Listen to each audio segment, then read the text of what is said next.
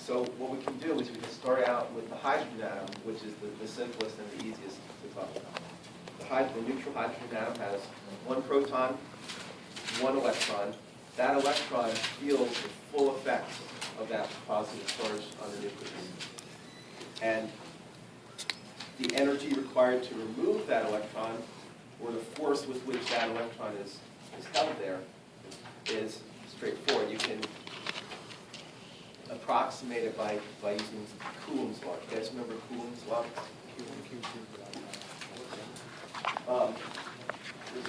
Because we're going to be referring to a lot of energy.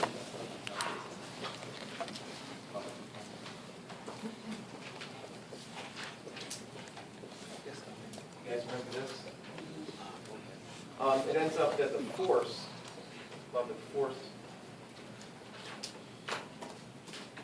just this. R squared V squared.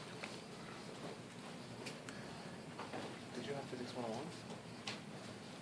What energy theory? You can say theory about force and get energy.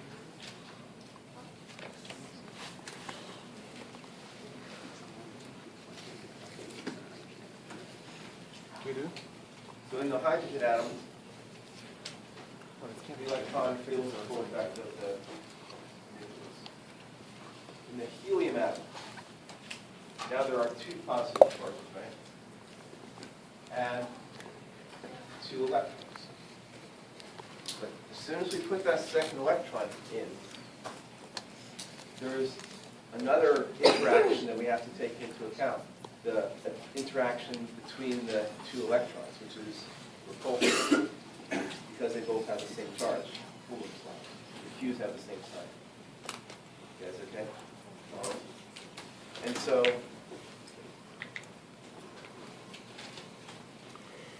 each of these electrons sees basically two positive charges, and that means that one of these Q's is going to have a magnitude of 2 instead of 1, like it did with the hydrogen. It's going to be pulled in more strongly. But countering that, at least to some small extent, is the repulsion between these two electrons, which is going to have the opposite effect. You guys with me so far? So, when we go out to lithium, that valence electron, okay, first of all, there's two protons. The valence electron is in the 2s shell instead of the 1s shell. Now, if we look at just the valence electrons, we have these three positive charges pulling that electron in, holding it there. But we also have these two electrons repelling it, pushing it away. And those two effects, as I said, go in opposite directions. The effective charge that this electron sees is the result of the combination of those two forces. Right? The attractive force due to the positive charges on the nucleus, the repulsive force due to the repulsion from these. Now, one thing that will help you understand this stuff is that while electrons that are in the same shell do repel each other, that repulsion is smaller than the repulsion between core electrons and valence electrons. In other words, the repulsion here is not so great. They can spread themselves out. They have opposite spins, and that helps in all this. But the repulsion between these two electrons and this electron is a stronger repulsion. Yes, that's okay? And so the charge that's felt by this electron, I use that. It's called the effective nuclear charge.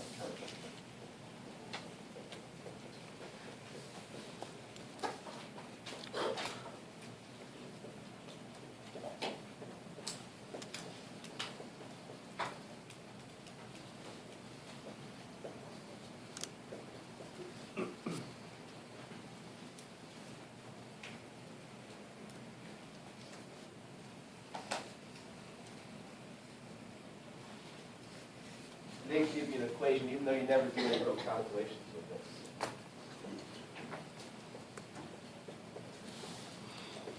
Not good. The effective nuclear charge, they say, is just the nuclear charge, the charge on the nucleus, minus some shielding constant. And that's different for each atom. You don't know what it is, we're not going to, I think they don't even tell you what the numbers are. That's supposed to be a sigma, every sigma. What's a shielding constant? It's a number, it's a constant, and it's something that is different for each element. And it's actually different. What does it do? What does it do? It describes the effect of shielding on the effective nuclear charge felt by a valence electron. What buffers it? It describes the sort of buffering effect felt by it. So I'm probably, it's just semantics now, but it's kind of important. The shielding constant doesn't do anything, it describes what's being done. Okay.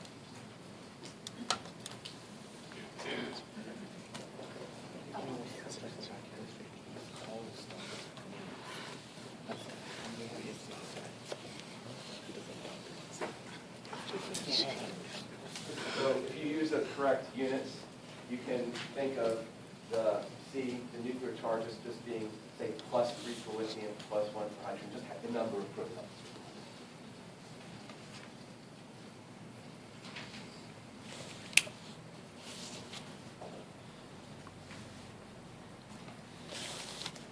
There's another effect that's relevant here that is necessary, I think, to explain some of the properties that they don't mention in your textbooks. I'm going to mention it briefly, and it's called penetration. The idea is this.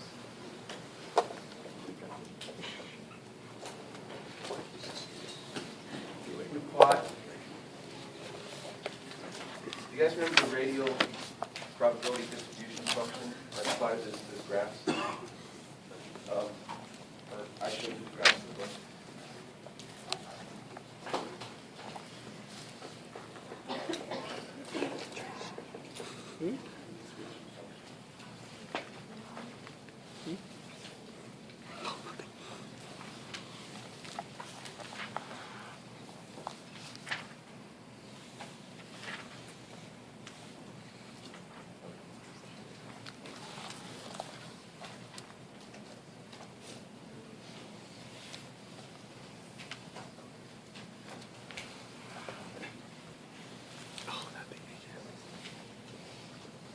For a 1s orbital, it looks something like this. Where this basically, the height of this describes the probability of finding an electron in that region. Remember when we rotated this around the axis, we got the s orbital? Remember that? You can't read it, it's kind of hard to read.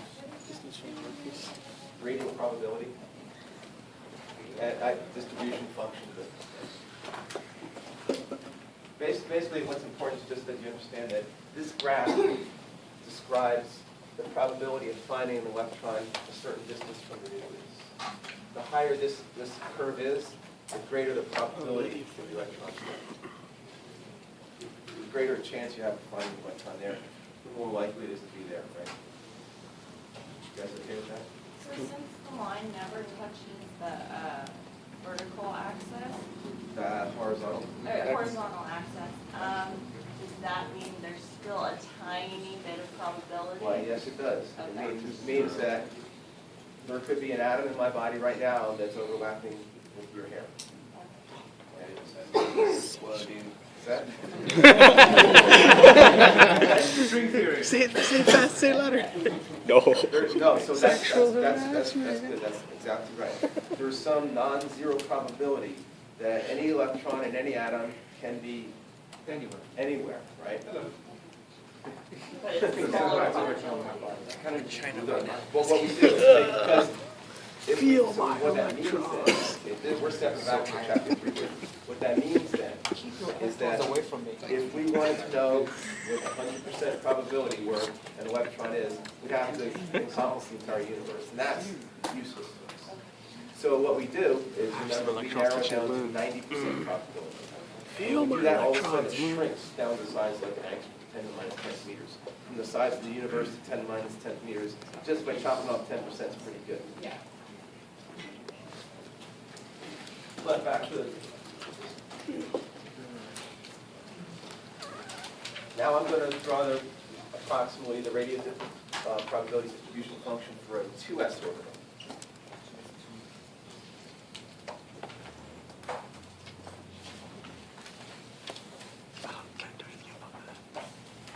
Okay. Get that for me. They have really good graphs in chapter 3 somewhere in those pages, but this gets the point across. I think the point here is that within that 1s orbital, a 2s electron can be, there's some probability that it can be in there. That's called penetration. It's inside of the core, where the core electron is. And when when it's in there, or the part of it that's in there, however you want to think about it, now it's not shielded as much. So that has the opposite effect of shielding. Shielding is a repulsive effect. It decreases the effective nuclear charge on a core electron. Penetration of that electron into the core increases the effective nuclear charge because it decreases the amount of shielding. All this goes into the shielding constant.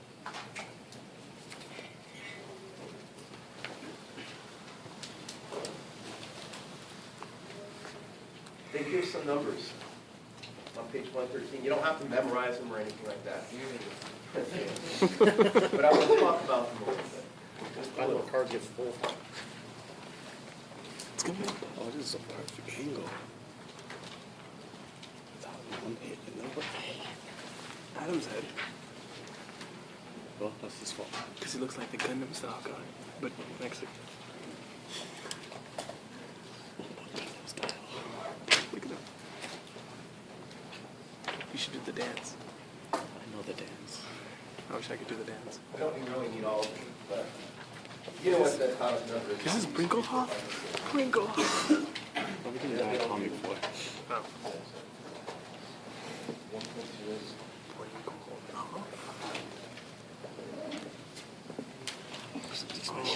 is This the ionization? First ionization energy? Yeah, pretty much. He's doing that now.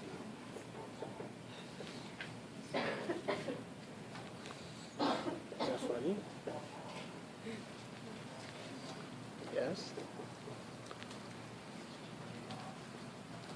or this is the effective thing.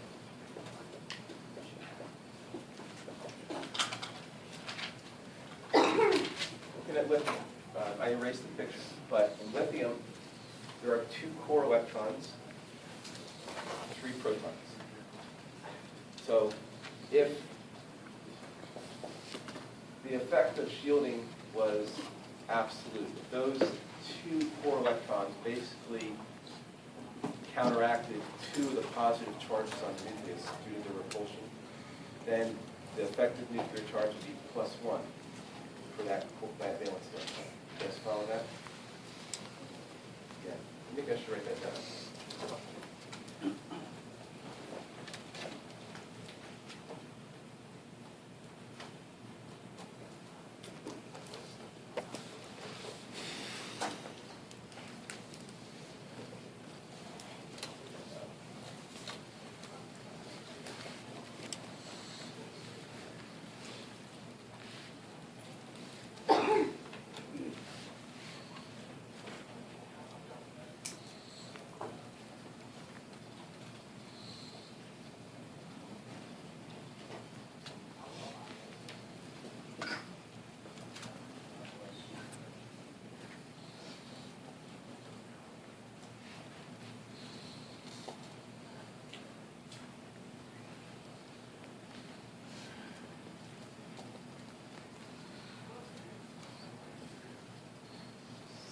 Read that, see if that makes sense. It's not. They tell us that the effect is 1 place. It's too late for this, that valence electron.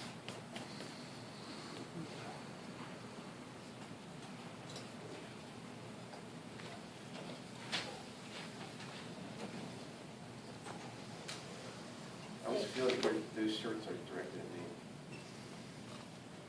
Does, Not if today. the subscript of lithium 2S, I'm just trying to describe the 2s electron.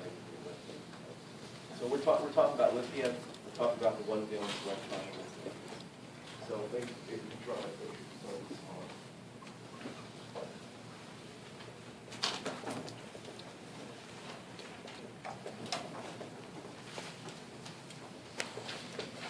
we talk about this electron right here. Right down here. So what do you think?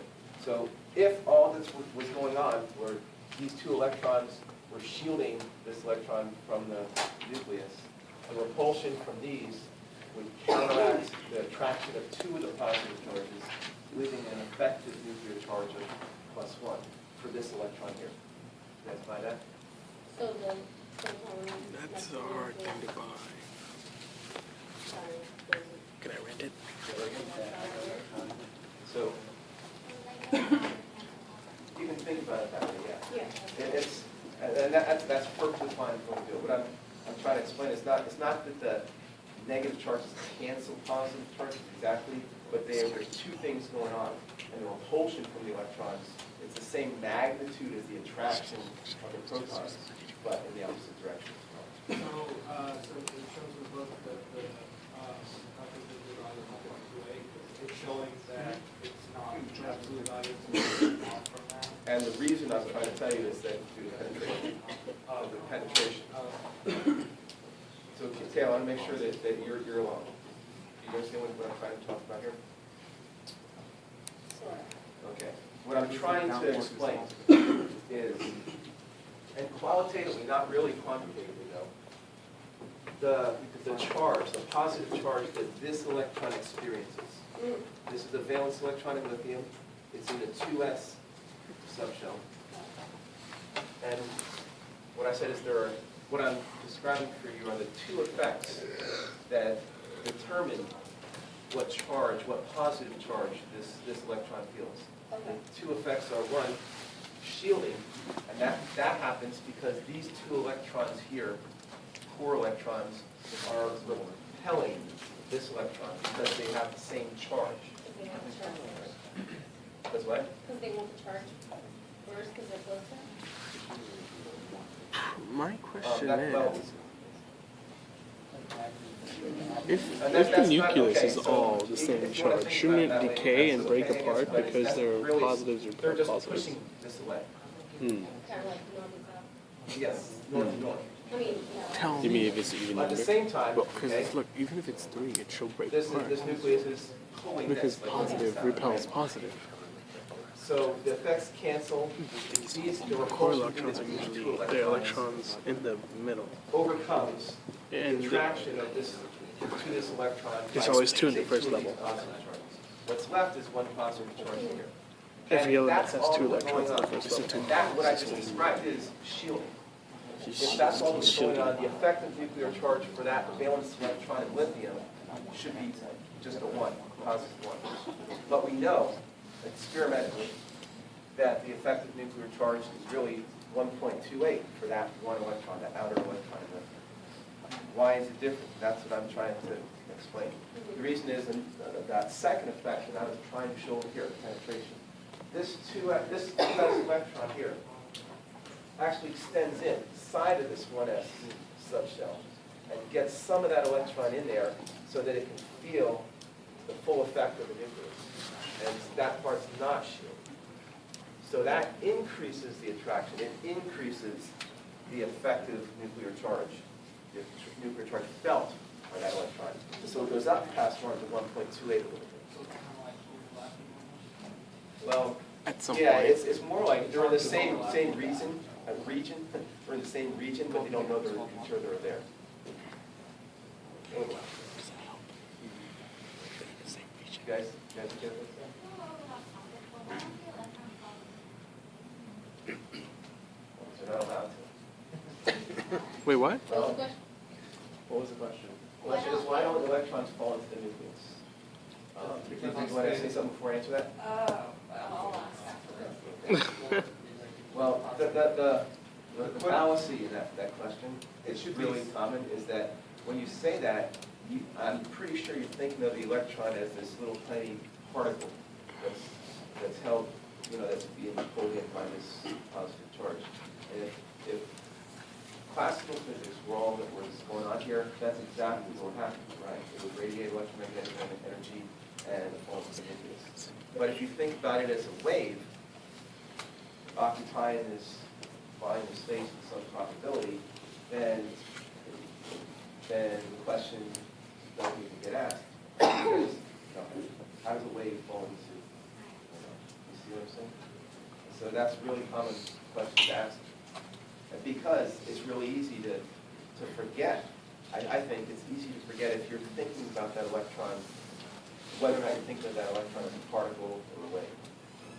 Well, even if you think of it as a particle, because it has a velocity, it's still going to continue To move, if yeah. there's no But force it's from the radiating, it would, classically, Okay. as a velocity. It would electron- still eventually velocity is spiral going to emit electromagnetic radiation. It's losing energy, so then it would spiral into the nucleus. Exactly. That's what you get classically. Yeah. Kind of like a planet revolving around the sun. Well, sort of.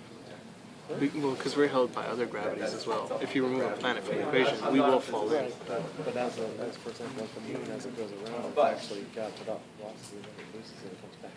Yeah. So you were describing a Hamiltonian system, and it classically, it would be a dissipative system, not a Hamiltonian system. I mean, if we go by the same token, so Earth should be getting closer to the sun, which is not.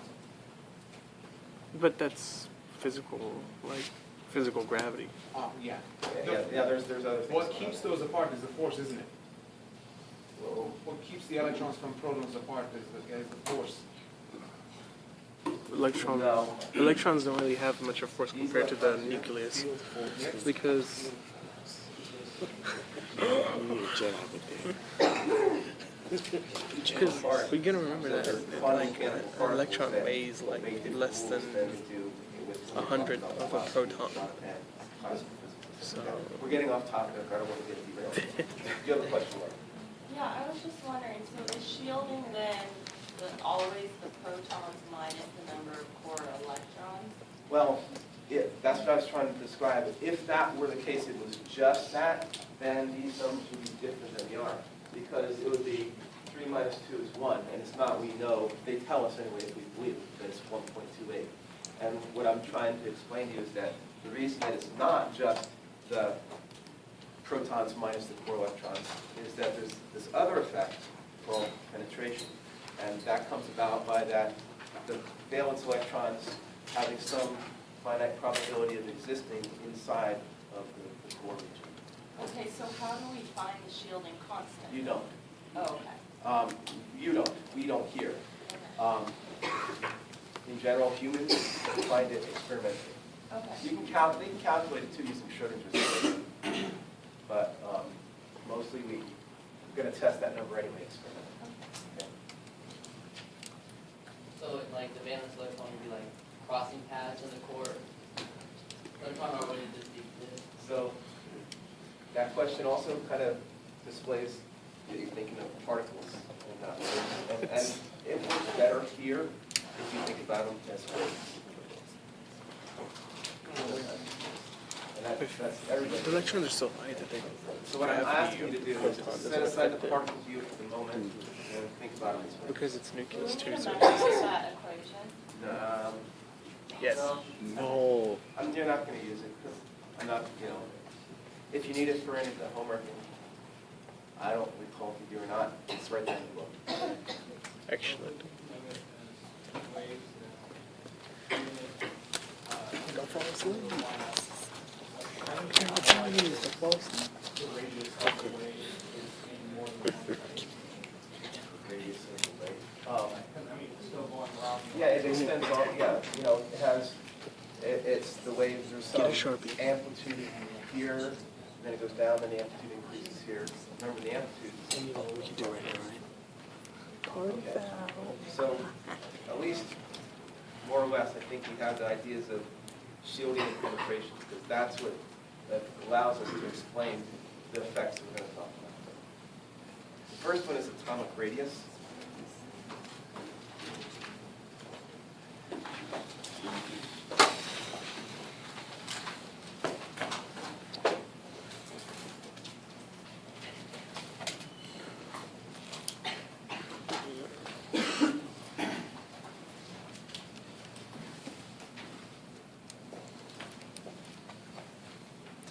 Let's do it.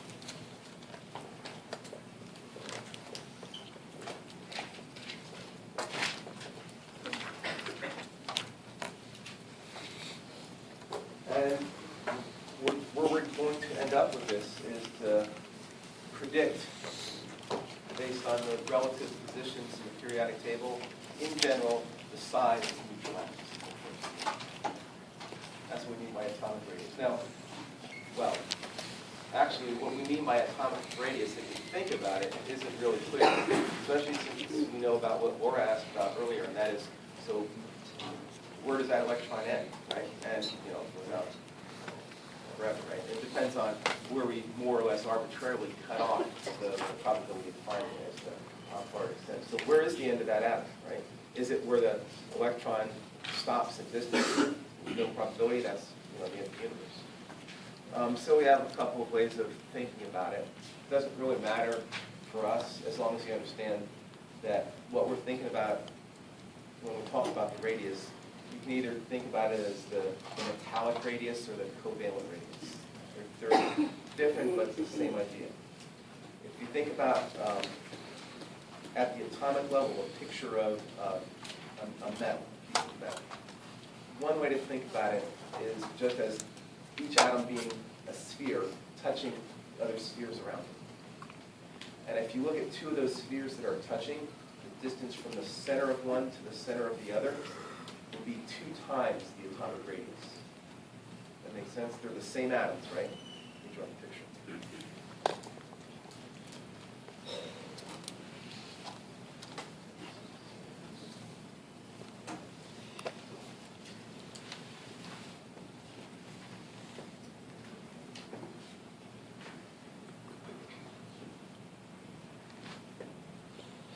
These are supposed to be an atom, right? And they're touching each other, and the distance, say, from here to here would be 2 times the radius, because the radius is from here to here. That makes sense? And that's just one definition of the atomic radius. Another would be the covalent radius, and all that is instead of thinking about a metal, you think about like a diatomic molecule, where it's the same atom bonded to itself, to another atom at the same element, and the distance between the center of each of those atoms. Same basic idea. So now, looking at what happens to the atomic radius as we go across a row in the periodic table. The second row is the easiest to start talking about. We've already talked about lithium. We go to beryllium. I erased the numbers, but you noticed as we went from lithium through fluorine, and they have the effective nuclear charge in your textbook, and I added them up there, and it increases as you go from left to right. Did you notice that? Mm-hmm. Basically the reason that But the radius decreases. is that as you go from left to right, you're adding a proton to the nucleus. You're also adding an electron, but if electrons go into the same principal energy level, to n equals 2. And so that means it's about the same distance from the nucleus, which means that you have the same number of core electrons, same amount of shielding, but more protons. And so the effective nuclear charge is going to go up. You have other things going on. You have the penetration. You also have some repulsion between those electrons in that shell. All that stuff's going on. But that's the nice thing about being able to look up the effective nuclear charge. That takes all of that into account. And all we care about in the end is what charge do those valence electrons see? Do they feel? That's the effective nuclear charge. I have a question about that. So then if you go to like to sodium, would the ratio be a little less since there's going to be another with the ratio of, Or would be the numbers? Yeah. Or would that be a little bit less because you're adding another shielding cell? yes. As you go down, okay, the valence electrons are farther from the nucleus, and so I erased it, but D is bigger, D squared is bigger, and so the force felt by them is going to be smaller. So, okay, but let's stay in the same row for now, okay? So if you guys okay with accepting the idea that as you go from left to right, staying in the same row of the periodic table, the effective nuclear charge felt by those valence electrons increases, right? Then you can think about it this way. Imagine starting out, going across the row, going from one atom to the next, one element to the next, and starting out by keeping the distance out from the nucleus to the core, to the valence electrons the same. And then kind of forcing them like that, then letting them go, letting them feel the force of attraction. Because the effective nuclear charge increases as you go to the right, the force felt by the valence electrons will increase, and they'll be pulled in closer. Get by that? So that means the atomic radius is going to decrease as you go left to right.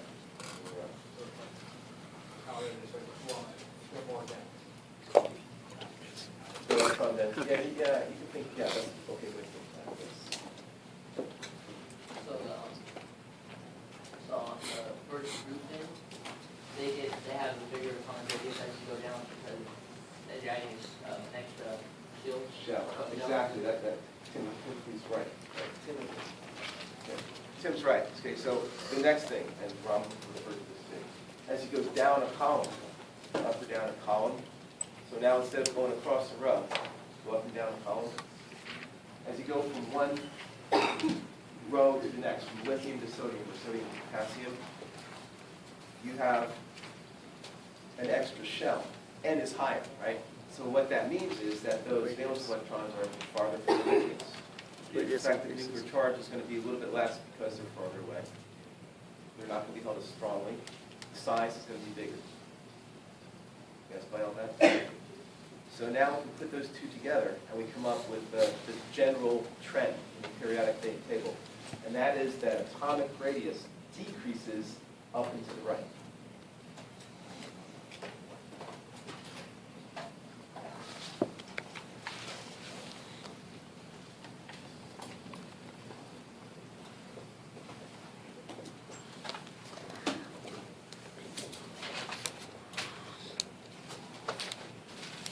Remember that to write.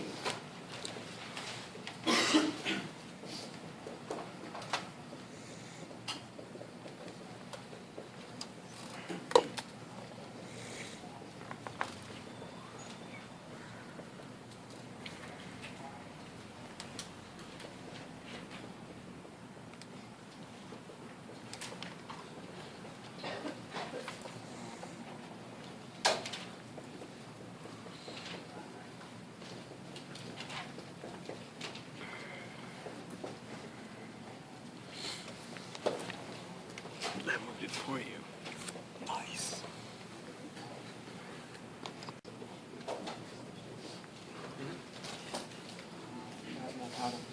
Take over so far. Oh, nothing. Just told us that atomic radius increases. Okay. From basically, up and left, or up and right, actually. From, friends and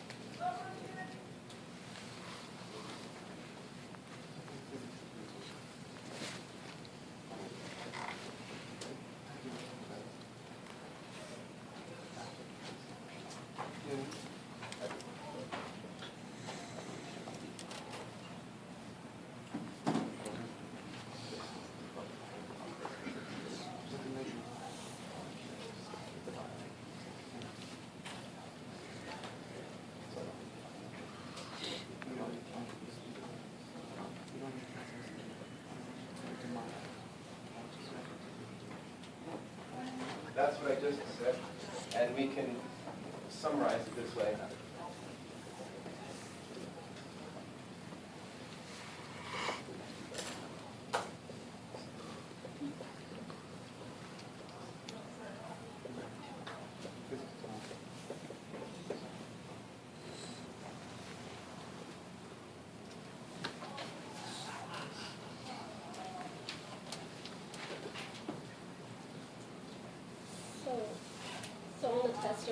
some question.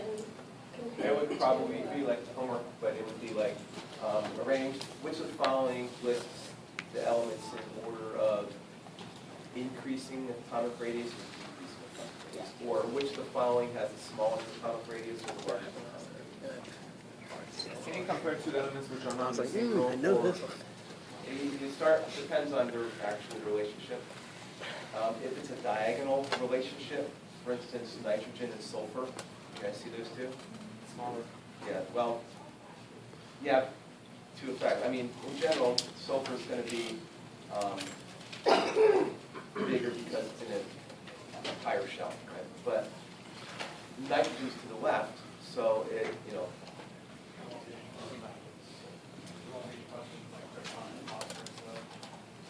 krypton and phosphorus, yeah, that would be two. Well, krypton, no, probably not, yeah, because now it's, phosphorus is further to the left, but krypton's still the lead. Well, no, like on this chart here, it says the big difference is only 2 years. Yeah, when, right. So- No, I would probably ask you something like germanium, arsenic, phosphorus, and oxygen. What I do is they kind of that shape. Well, okay, let me ask you now. Which of these elements has the largest atomic radius? Germanium, arsenic, phosphorus, or oxygen? Wait, what? Wait, what did you say? Germanium, arsenic, phosphorus, or oxygen. Is that Burn, bird? burn, Burn? just, It's okay, yeah. Quote unquote, yay. yeah, I like it. All right, did you guys get that? Yes, maybe. Any questions on how we did that? Why does the atomic radius decrease as you go from left to right? I don't know. Because new effective nuclear charge increases. And what are you going to say after that? I mean, I It's don't. like a chess game, right? So, okay, I mean, I don't. Why does it effective Like that. It's just nuclear charge? more protons. increase? Yeah. Protons. Remember, okay. Because the question is, why does effective nuclear charge increase as you go left to right in the periodic table, correct? Okay. And the answer is that the shielding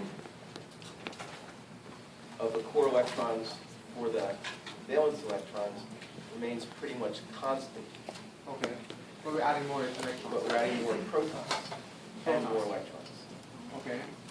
And so, I mean, there's several things going on. There's the direction, there's a basic shielding by the core electrons of the valence electrons.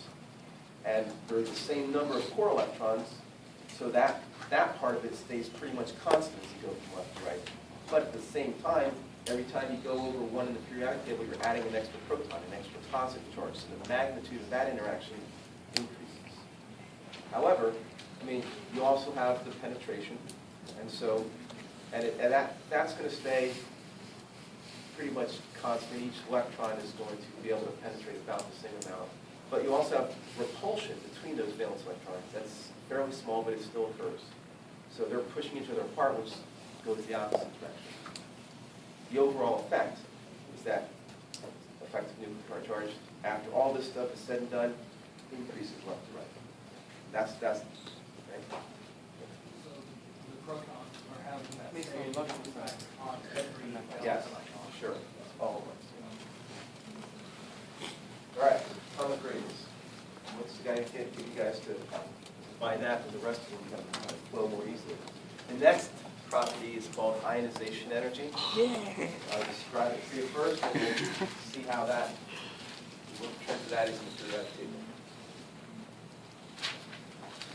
I remember stuff too.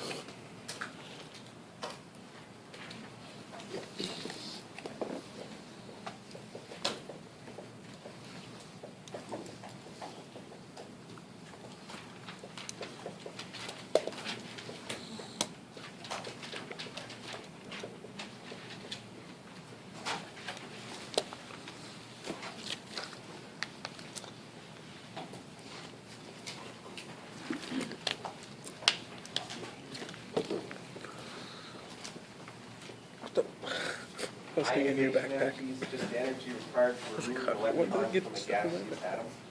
The reason that it's required to be gaseous is that if it's not in the gaseous state, if it's a solid or liquid or something else, then it's too close to other atoms and it's going to interact with them. And because those other atoms have electrons and protons and there's going to be repulsive and attractive forces, it's going to make it more complicated. The gaseous atom is pretty much out there by itself, and all we have to worry about is how much energy it takes to pull this one electron away from the atom, nothing else involved. Is it the smallest energy required? Yeah. Minimum, yeah. Regular radius, for example, showing for metals, circles, they're just barely touching. Yep. The D is a non-metal, and it's Overlapping, yeah. So it's a completely different number, but we don't care. I mean, you're right. All we care is that the trend is going to be the same. It's going to, we're just looking at trends. yes. And we're looking at two things, trends and how the effective nuclear charge affects those trends. So we can write a chemical equation that describes this. State potassium.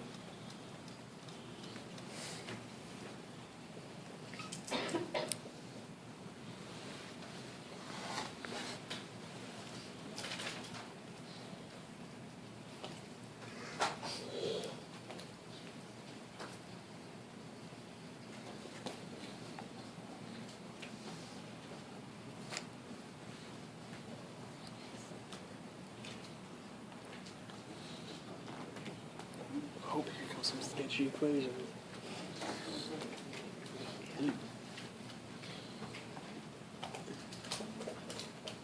Yeah.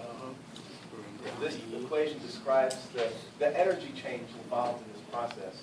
It's called ionization energy. Actually, it's the first ionization energy because we can do this for any of the electrons. Yeah. So It might make potassium more has sense. 19 electrons. We took one of It them might make down. more We sense. have 18 left. If we wanted to, we could do those one at a time. Then the second electron we pulled away would be the second ionization energy.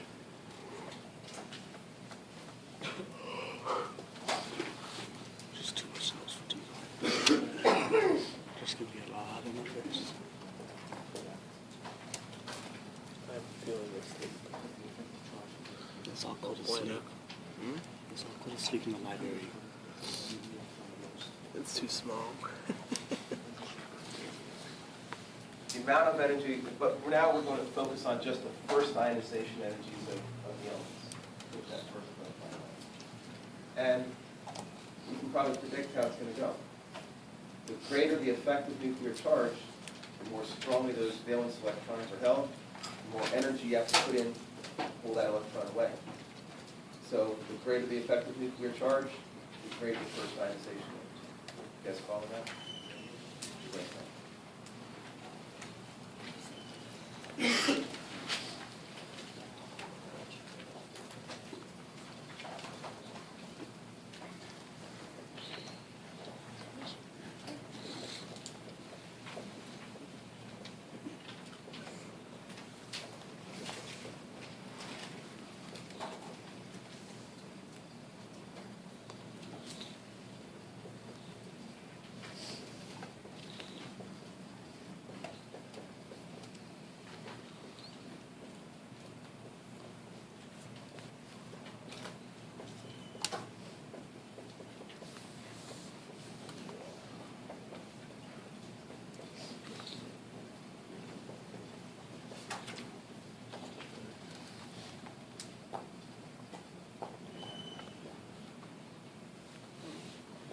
That make sense to you guys? So if it does, That's why the radius is smaller, essentially. is that? That's why the radius is smaller. It's the same reason why the radius is smaller is the reason why the ionization energy Is higher. greater, higher with effective nuclear charge. So I'm using the effective nuclear charge to explain the different trends we're talking about. So we know as you go from left to right, the effective nuclear, in a row, periodic table, the effective nuclear charge increases, which means that the first ionization energy also increases from left to right. is, say we go down a column, the valence electrons are farther from the nucleus, which means that they're not held as tightly. So the effect of this is going to be smaller. So it's easier to So it's pick going them to be off. easier to pull away. You guys follow that? Why not held tightly? You mean the force is smaller? The force of the nucleus The force of attraction between the nucleus and the sum of electrons? and each electron, Electron? Yeah, which is the same for all. which, So which from left to explains why right, the it read. gets smaller? Well, the radius gets smaller, need it. but Radius the is Huh? first Or you need ionization it. energy I don't have the gets book. smaller. I never bought it. You guys, that's the important point. I'll write it down. Oh, I just know this stuff. This stuff's easy for me. This is a chapter I was gold in. Oh yeah, the easy chapters. This is my gold chapter right here. Easy chapters. Thing is, you guys are right by the camera, so that's all they hear. Right? So, we said earlier that atomic radius decreases up and to the right. First ionization energy increases up and to the right. Both for the same reason, basically. It's the effect of increases up and to the right.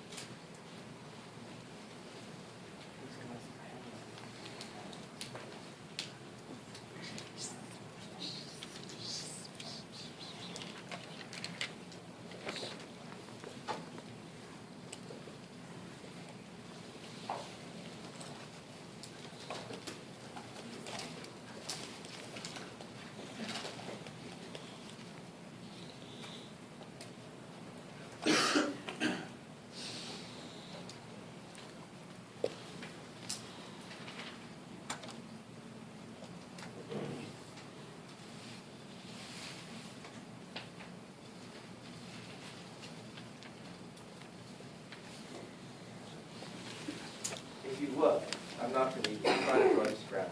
On page 116, figure 4.8, it plots the first ionization energies, like the first 90 elements. In Does everybody order. have one they can look at it? It really will help if you can see. Yeah, What page was that? it's page 116. 116. This one up there? Yeah, this one. That's sketchy. Just like. Hmm? Stay with your partner. That's not mine.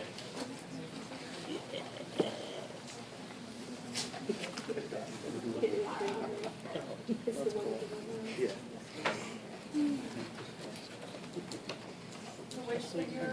We're looking at, well, we They're can very- either look at the graph, or if you want to, you can look at the part of the periodic table that has the numbers in it. Oh, this thing. And what I want you to look at, No, either I on the broke my graph head or right the here. numbers, It this was lists so the good. first ionization energies. The second row, we go from lithium, beryllium, boron, all the way through neon. These are the first ionization energies. The numbers that they list for you, starting with lithium, are 520 kilojoules per mole.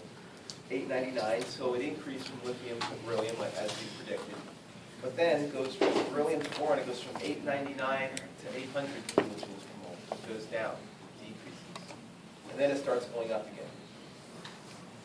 The carbon, and then it goes up to nitrogen, then it goes back down on oxygen, then up on chlorine and up on neon. So, Question. yeah. How would you make solid elements gaseous? Heat them up. Yeah. Get some motion in there. Get really, really, really hot. Do it all the time. Mercury's up there in this land. That's gas. It's dangerous. Sodium vapor in street lights. Sodium vapor. Mercury is dangerous. Heat it up. Actually, you want to put them into a Mercury is vacuum. dangerous. That's why you have to go around thinking of light bulbs thinking of lightsabers. Anyway, back to these apparent anomalies. And they're not really anomalies. We can explain it using the same principles we've been using. So what I want you to see is that talking about first ionization energies, as we go from beryllium, okay, in general, they increase as from left to right in a row. But when we look at the actual numbers from beryllium to boron, it actually goes down a little bit. Then it starts going up, and then it goes down again, from nitrogen to oxygen. And we can explain that, and I want you to understand it and be able to get it. Does it also increase going down? Does it also increase The ionization energy? In the same column, it decreases. Let's go from sodium to potassium, it gets smaller.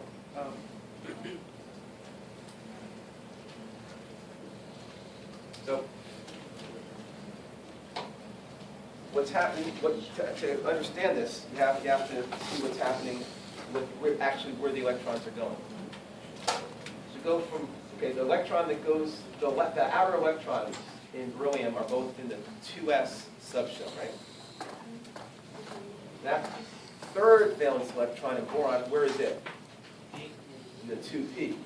Remember, okay, one of the things that I told you when we first introduced the quantum numbers, thus the orbitals, is that not only does increasing n mean higher energy, but also for a given n, the higher L is, the higher the energy.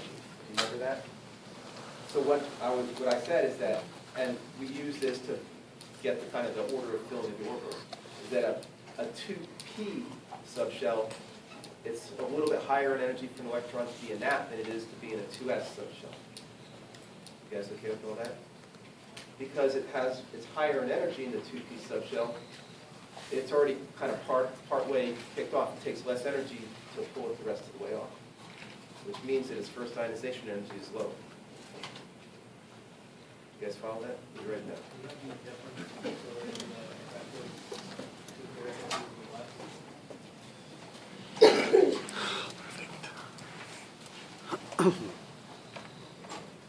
When we look at talk about effective nuclear charge, now we'll just talk about shell.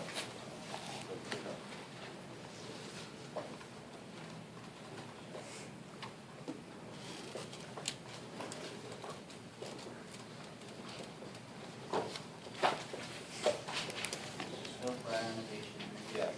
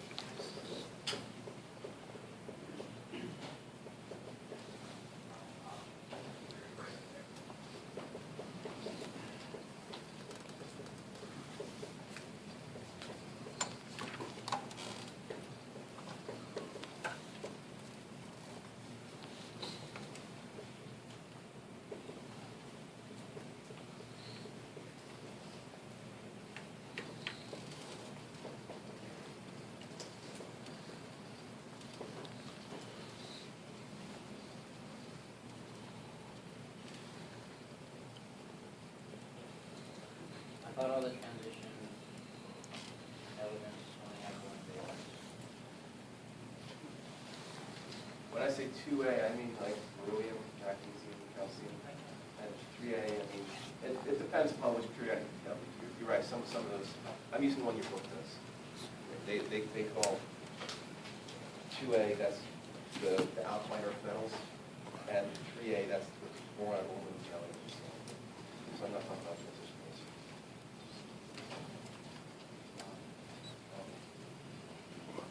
same idea happens when you go from nitrogen to oxygen. If you look at that table in the book, you'll see that the first ionization energy decreases as you go from nitrogen to oxygen. And you can explain this also based on the electron configuration. And so this is 5A to 6A.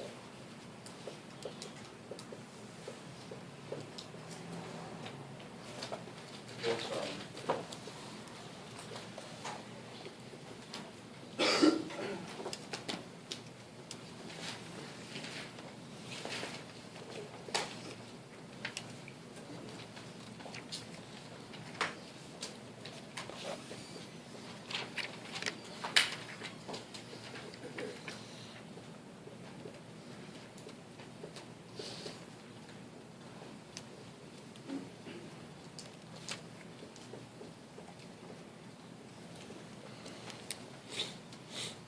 we have to pair up one of those electrons.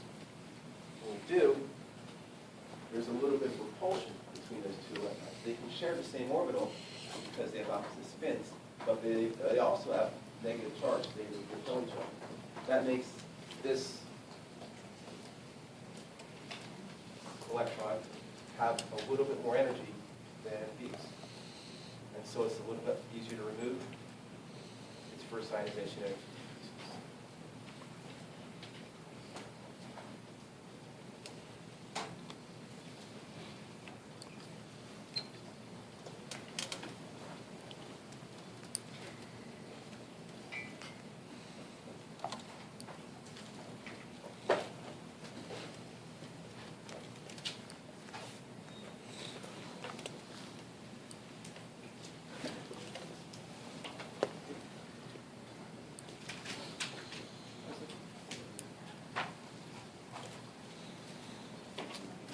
And then it goes back up the rest of the others.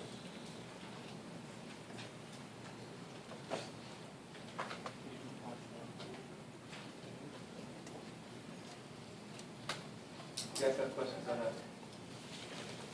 So in general, ionization energy increases up and to the right, but as you go across the periodic table, in general, and this effect gets smaller as you go down further in the periodic table, but in general, going from 2A to 3A, the first ionization energy actually goes down and then back up, and going from 5A to 6A goes down, goes back up.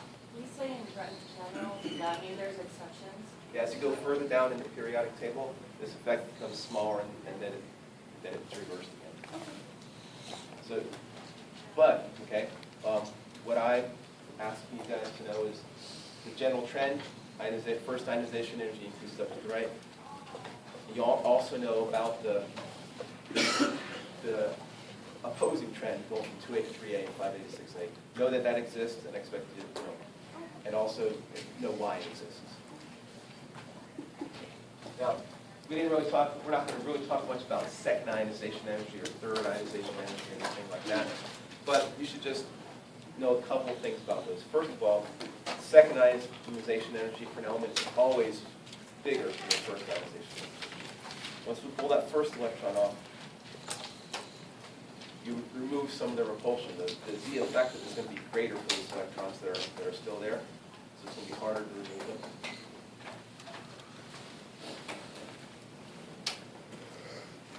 Once we hit a noble gas electron configuration, taking one more electron away ends up being what looks like disproportionately harder. So the magnitude of the ionization energy, whatever it is, say we're taking an electron away from potassium. First ionization energy for potassium is whatever it is. When we take that one electron away, then you guys see that the ion, potassium ion, will have the same electron configuration as argon. When we try to take that second electron away, it's going to be a lot harder, not just because it's the second. If we look at calcium, you take one electron away, and it's going to have whatever the first ionization energy is, that's what it is. We take a second one away, it's going to be greater. And then when we take that second electron away, the calcium ion will have the same electron configuration as argon. When we try to take that third one away, now it's a lot more than the second, not just a little bit, it's disproportionately more. And what that's showing us is that the noble gas electron configuration is a really, really stable electron configuration. It's kind of like this sinkhole is drawing everything into it. You guys buy all that? Helium being the We most can stable. make it, but it's hard. So the more electrons you have, the more it's spinning. That's true. The more electrons you take away, the harder it is to take the next one away. But on top of that, I mean, they show this on page 117 for a few of the elements. They have the different colors of gray and purple, and you can see as you go from gray to purple, and it's a different ionization energy for each one. For the lithium, it's going from ionization energy 1 to ionization energy 2. You take 1 electron away from lithium, it takes 520 kilojoules per mole. At that point, we'll have the same electron configuration as helium, as noble gas. To take that second electron away, they tell us that it takes 7,298 kilojoules per mole. Jump from 500 to 7,000. And then the next one, okay, takes 11,815 kilojoules per mole. So we jump up a lot, but not as much as we even did the first time. The first time we jump up like 6,800 or 700 or something. Next one we jump up like 4,000 something. So we go up, but not as much. And the whole point of that is that the noble gas electron configuration is particularly stable. It's hard to break. We're not doing that in this. Not- Not the word. Yes. The fact that, I'm not sure what you're asking. Don't. But, I yeah. want to ask you earlier, we can go beyond that and we'll pass. We have. And, but, and Oh, okay, yeah, we're not gonna hardly ever do it, but the only thing you need to know about that is that the ionization energy, how it kind of, it's a big jump once you try to get past that. That's all. well, I mean, just, your confusion. Yeah. Yeah. What I really want you to see though is one of the ways we know that electron configuration is so stable is it's really hard to break. It's hard to pull that next electron off. That's all. You guys okay with ionization energies now? So Next property is electron affinity.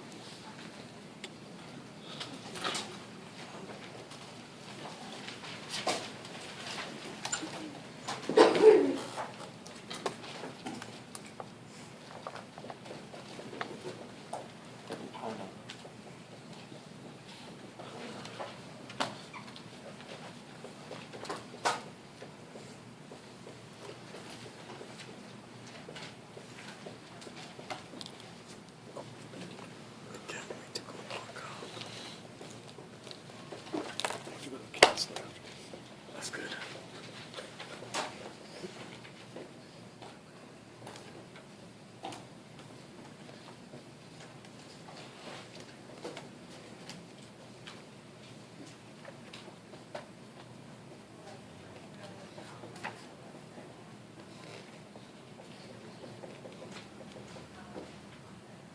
The way your book defines it, it's probably the most common way to define it. You have to be careful with the signs here.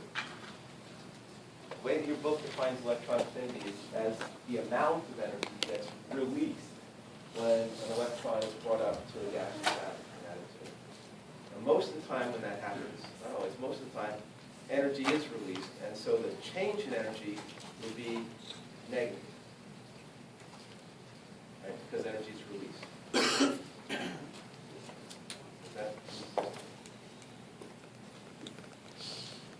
But the numbers that you'll see in your book for electron affinities, for that would be are positive, because they describe how much energy is released. When you say released, that puts a negative sign in there for you. Does that make sense? And in general, the greater the effective nuclear charge, the more stable the resulting system is going to be, the more energy that will be released. Is that okay? And so, as effective nuclear charge increases, we expect more energy to be released when that electron is brought up. So the result is As you go up and to the right in the periodic table, because the effect of nuclear charge increases, more energy is released, and we say the electron affinity increases as you go up and to the right. Is that the opposite of And first ionization ionization. energy? What's I'll show you, that's a good question. Let me explain why it's not in a minute, but first we write this down. because fluorine, they only need one more electron, so they have a higher electron affinity. You need to get 10. To get 10. Oh. You know Ace's first. He knows it's fine. He's dreaming about the lecture. You were dreaming about the lecture?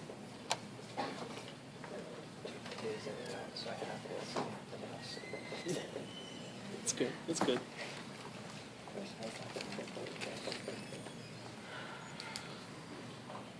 My job is to record. Yeah. On the channel.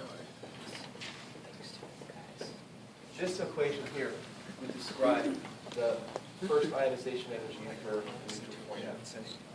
The opposite of this would be the cation except for the electron. And that's not what the electron affinity is, it's the neutral atom. So that's not, this is not the opposite of that. Electron affinity. The opposite of this. To make that, it needs to satisfy its outer layer or its subshell. Depending on how much it goes down. For example, like this is like the best that you probably get out of the example. Like hydrogen doesn't even care or need anything because it's satisfied. Exactly, it needs one more, so it can have 8 electrons to satisfy its full set. So same with chlorine, bromine, and there's, nitrogen. remember in first ionization energy, you saw that kind of bump going from 2A to 3A, and then from 5A to 6A. There's a similar bump in electron affinity, but it's one earlier.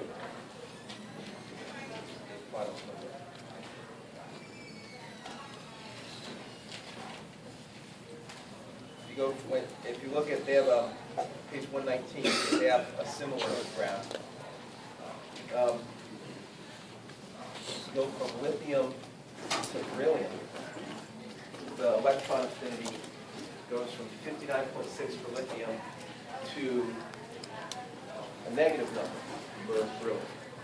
Why do you have ionization energy? Close that door. Yeah. Why do we have ionization energy as opposed to? Oh, because Rama was asking the question. Don't worry about it.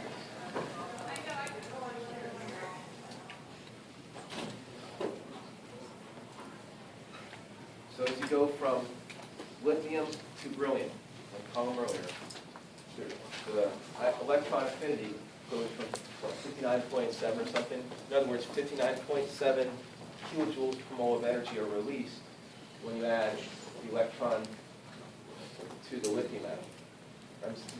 Yeah. But when you go from the beryllium and add that second electron, or the one electron to the beryllium atom, the electron affinity is negative, which means that you have to go back to the definition of electron affinity. It's the amount of energy released. And so if a negative amount of energy is released, it's like a double negative. That means that it's absorbed. You guys follow that? Uh-huh. And what that means is you have to force it to happen. It won't happen naturally. And the reason for that is that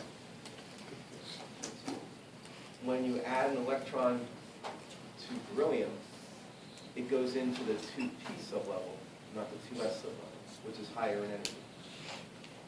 Same argument we had before, basically. And so it has to go into that 2p sublevel. Not as much energy is released. As a matter of fact, you have to force it.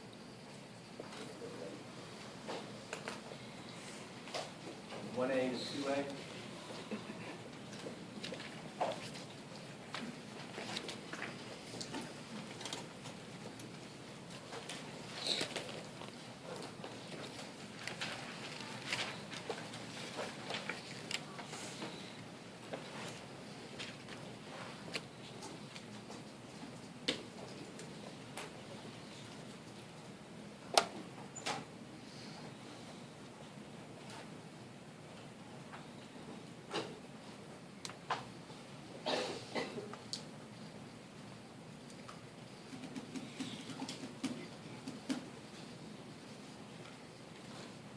And then, just like we had the difference from nitrogen to oxygen, 586A, going from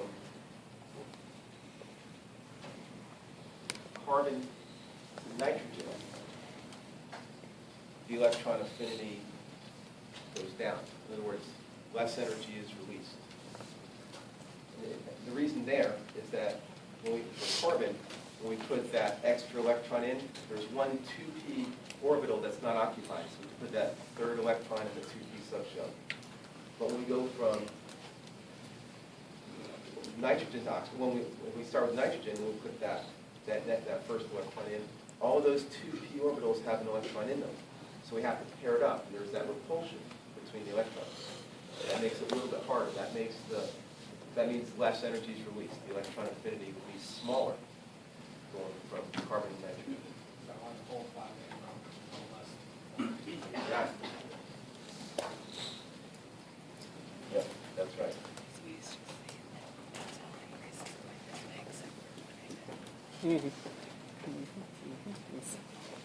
This, yeah, these parts, no. It doesn't include these parts.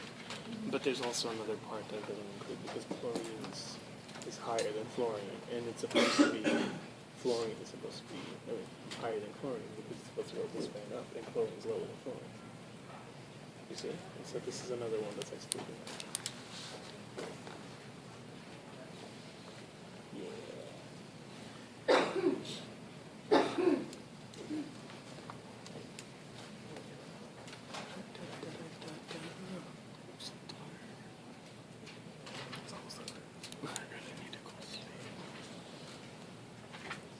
Metallic character.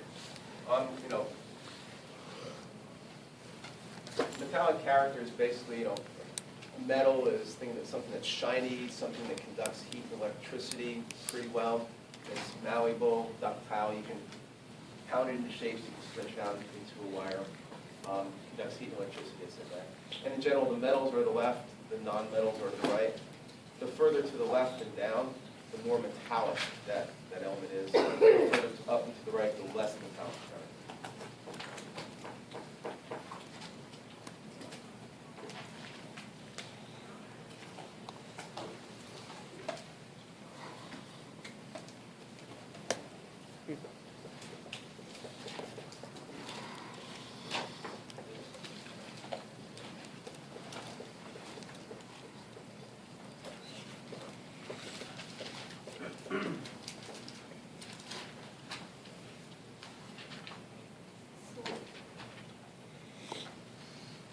So the 4A to 5A, that you mentioned?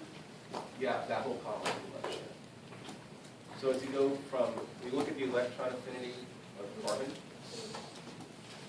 If you look at, where's that page? In that table on page 119, they say it's positive 122 kilojoules per mole. Then when you go to nitrogen, it's negative 7. Right? So it's going down instead of up. So that's because for nitrogen, you put that extra electron in, you have to pair it up with an electron that's already in an orbit. There's no empty orbitals. Oh, okay. So there's, Nope. That's why you move it goes back to Thursday. okay, so the boron to carbon goes paired. Which one? The boron to the carbon goes paired when the carbon to nitrogen. Well, you gotta be careful when you talk about ionization energy or Going up. So the most metallic element's over there. And the least metallic element. We're talking about electron affinity. It goes that way. Helium would be the least. But this one, I don't understand. Helium's not meant to be out there. So it's next to hydrogen.